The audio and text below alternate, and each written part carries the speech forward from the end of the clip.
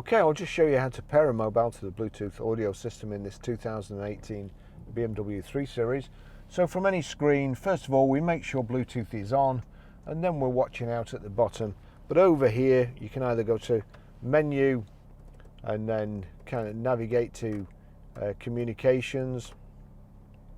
There you go, communication, click on communication, manage mobile devices, or you can just click the COM button there.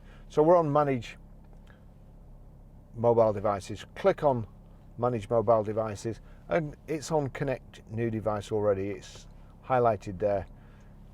It's saying there telephone and Bluetooth audio. Now I just want to pair this for the first time. Saying there BMW 72478 and it's come up here. So we'll click on that. It's thinking about it. Connecting to Bluetooth device, compare this number with the number displayed on the Bluetooth device, 520034, that's it. So click pair there and click OK on the screen.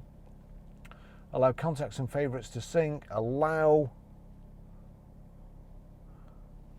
and it's connected. It's doing all sorts now. It's connecting all my audio stuff as well. But you see there, it's actually connected.